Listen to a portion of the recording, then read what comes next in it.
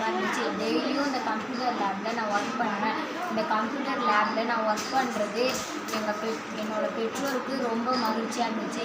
எங்கள் கணித ஆசிரியர் எங்களுக்கு தெரியாதது எல்லாத்தையும் சொல்லிக் கொடுத்தாங்க. ஸ்கூல் ஆரம்பித்த உடனே ஃபஸ்ட்டு வந்தோடனே எப்படி இதை ஒர்க் பண்ண போகிறோன்னு தெரியல. அப்போ எங்கள் லேப் மிஸ்ஸே எங்களுக்கு ஹெல்ப்ஃபுல்லாக இருந்தாங்க. இப்போ மேக்ஸு நல்லா போட்டோம். தேங்க்யூ. என் பேர் சாராகூர், ஊராட்சி ஒன்று நடுநிலைப்பள்ளி தங்கலிகுப்பம், கடலூர் மாவட்டம், குறிஞ்சிப்பாடி ஒன்றியம். எங்களுக்கு இந்த லேப் வச்சது சந்தோஷமாக இருக்குது.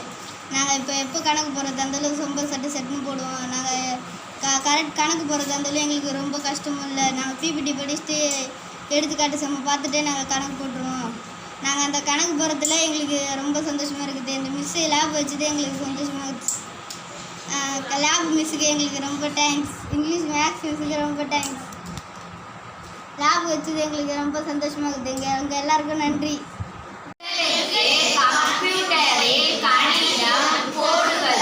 மிகவும் பிடித்திருக்கிறது, மிகவும் எளிமையாக இருக்கிறது.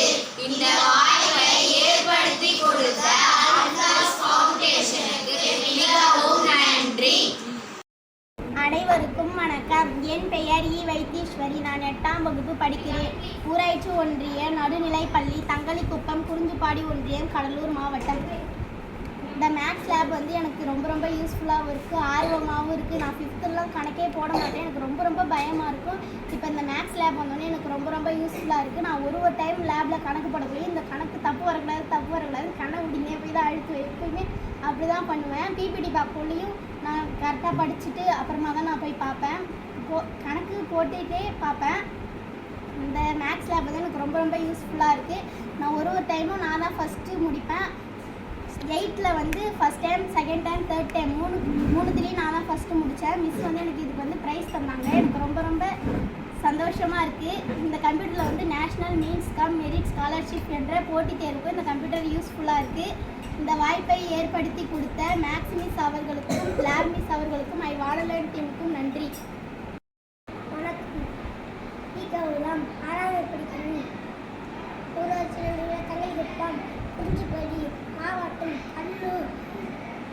எனக்கு லேபில் உட்காந்து ரீசன் கணக்கு, கூட்டல், கழித்தல், பெருக்கல் இப்போ தான் கற்றுக்கணும். கணக்கு நல்லா இருக்குது. மிஸ்ஸு அழகாக சொல்லிக்கிறாங்க. லேபில் கணக்கு போடுறோம், நல்லா படிக்கிறோம். கணக்கு நல்லா சொல்லித்தராங்க. கணக்கு நல்லா கற்றுக்குவோம்.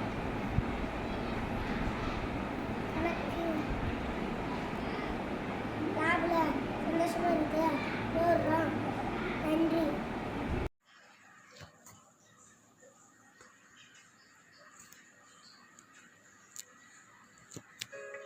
அனைவருக்கும் வணக்கம். நம்ம இந்த வகுப்புல வர்க்க எண்களை பத்தி தெரிஞ்சுக்க போறோம். அதாவது 1 சென்டிமீட்டர் அளவு கொண்ட ஒரு சதுரத்தை எடுத்திருக்கோம். சதுரத்தின் பக்க அளவு 4 பக்கம் சமம் நம்மளுக்கு தெரியும். சதுரத்தின் பரப்பளவு பக்கம் மீட்டர் பக்கம். இப்போ 1 பெருக்கல் 1 1 ஸ்கொயர். அப்ப நம்மளுக்கு என்ன தெரியுது? 1 வர்க்கம் 1 அப்படின்றது நம்ம தெரிஞ்சுக்கலாம். அடுத்ததா 2 அலகுகள் கொண்ட ஒரு சதுரத்தை எடுத்திருக்கோம். அப்ப இதுக்கும் பரப்பளவுக்கு 2 பெருக்கல் 2 4 அப்படின்னு எழுதுவோம். அப்ப 2 வர்க்க எண் 2 ஸ்கொயர்ட் அப்படின்றத நம்ம தெரிஞ்சுக்கலாம். அடுத்ததா 3 பக்கங்கள் கொண்ட ஒரு சதுரத்தை எடுத்திருக்கோம். அப்ப இதுக்கு எப்படி பரப்பளவு போடுவோம்? 3 பெருக்கல் 3 9. அப்ப 3 வர்க்க எண் 3 ஸ்கொயர். நம்ம 3 சதுரங்களை வச்சு இப்ப நம்ம கணக்கு போட்டோம் இல்லையா? என்ன கண்டுபிடிச்சோம்? சதுரங்களுடைய பரப்பளவு 1 வர்க்க எண் 1 ஸ்கொயர், 2 வர்க்க எண் 2 ஸ்கொயர், 3 வர்க்க எண் 3 ஸ்கொயர்னு கண்டுபிடிச்சோம் இல்லையா? அப்போ 1னா 1, 2 தடவை போட்டா 4 வந்துடும். 3 3 9 வந்துடும். இதே மாதிரி ஒரு எண்ணை அதே எண்ணால் பெருக்க கிடைக்கும் பெருக்கல் பலனுக்கு பேர் தான் வர்க்க எண். அப்ப நம்ம எல்லா நம்பருக்கும் வர்க்க எண் எழுத முடியும். இங்கே நம்ம வர்க்க எண்கள் எழுதியிருக்கோம் பாருங்க. 3 பெருக்கல் 3 9, 11 பெருக்கல் 11 121, 15 பெருக்கல் 15 225, 20 பெருக்கல் 20 400. இதே மாதிரி எல்லா எண்களுக்கும் நம்ம வர்க்க எண்கள் எழுத முடியும். 1 4 9 16 அப்படின்னு நம்ம கண்டினியூஸா எண்களை எழுதிட்டே போகலாம். இந்த எண்களுக்கு வர்க்க எண், அதாவது முழு வர்க்க எண். ஏன் அப்படி சொல்றோம்னா, இதோட பெருக்கல் பலனா 2 சம எண்களை நம்ம எழுதுறோம் இல்லையா? அதனால இதுக்கு முழு வர்க்க எண் அப்படின்ற பேர். நம்ம இந்த மாதிரி நிறைய வர்க்க எண்கள் எழுத முடியும். இப்போ அவங்க எல்லாருக்கும் வர்க்க எண்கள்னா என்னன்னு புரிஞ்சிருக்கோம். இந்த பக்கத்தில் 1லேருந்து 20 வரைக்கும் வர்க்க எண்கள் இருக்குது. இது உங்கள் புக்லேயே இருக்குது. இதை பார்த்து நீங்கள் எழுதி நல்லா படிச்சிட்டீங்க அப்படின்னு சொன்னால் நம்மளுக்கு பின்னாடி கணக்கு போட ஈஸியாக இருக்கும். எல்லாரும் இப்போ புக்லேருந்து 1லேருந்து 20 வரைக்கும் வர்க்க எண்கள் எழுதுங்க அப்படின்னு சொன்னேன் இல்லையா, அது எல்லாரும் நீங்கள் புக்கை பார்த்து எழுதிடுவீங்க. இப்போ உங்களுக்கு வர்க்க எண்கள் தெரிஞ்சிருக்கான்னு நம்ம பார்க்கணும் இல்லையா, அதனால ஹோம்ஒர்க்காக நீங்கள் என்ன செய்யணும்னா 21லேருந்து 50 வரைக்கும் வர்க்க எண்கள் எழுதி நீங்கள் ப்ராக்டிஸ் பண்ணி வச்சுக்கோங்க. இதுதான் உங்களுக்கு ஹோம்ஒர்க். நம்ம அடுத்த வீடியோவில் சந்திப்போம். நன்றி.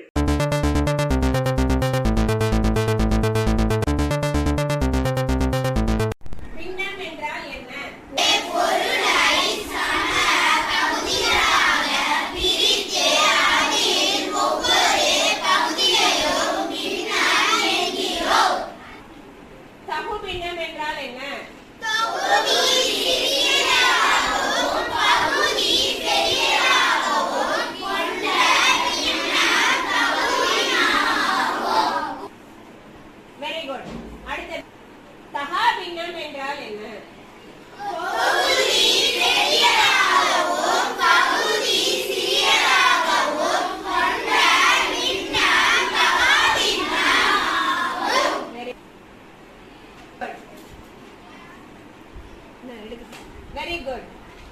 இப்ப தகுபின்னம் தகாபின்னம் என்னன்னு நீங்க சொல்லிட்டீங்க இல்லையா?